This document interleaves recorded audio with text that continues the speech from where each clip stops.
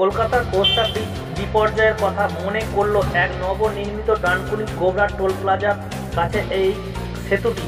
Dankuni toll plaza ও ডানকুনি গোবরার কাছে নবনির্মিত নির্মীয়মান কাজ চলাকালীন উড়ালপুল একাংশ ভেঙে আহত যুবক স্থানীয় চিকিৎসার জন্য একটি ডানকুনি বেসরকারি হাসপাতালে চিকিৎসার জন্য নিয়ে যায়। প্রত্যক্ষদর্শীদের বয়ান অনুযায়ী দীর্ঘদিন ধরে নির্মিত কাজ চলছিল এই উড়ালপুলে। গতকাল হঠাৎ করেই উড়ালপুল একাংশ ভেঙে পড়ে এবং আহত হয় স্থানীয় এক যুবক।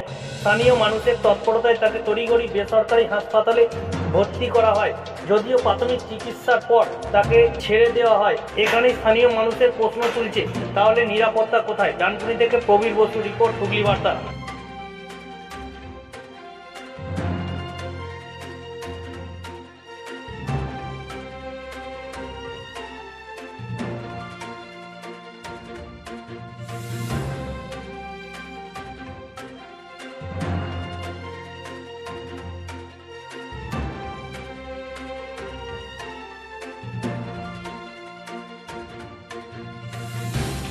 কিছু জানেন?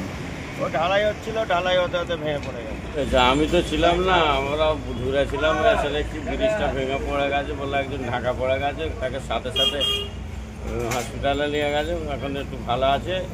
তো এই ব্রিজ পারাপারের জন্য আমাদের এমনি আতঙ্কে আছি। এখনই ব্রিজ ভেঙে গেছে, পরকালে কী হবে সেটা নিয়েই চিন্তা ভাবনা।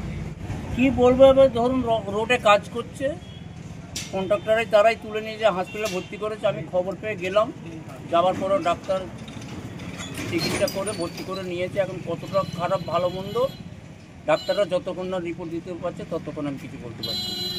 মোটামুটি এই 1:45 নাগাদ, এই 12 নাগাদ এরকম ঘটনাটা রোডে কাজ করে আমার ছেলে। টাইমটা হচ্ছে আপনার ওই 12:45 এরকম হবে। আমার নাম হচ্ছে দিলওয়ার হোসেন, আমার ছেলের নাম হচ্ছে শামীম হোসেন মোল্লা।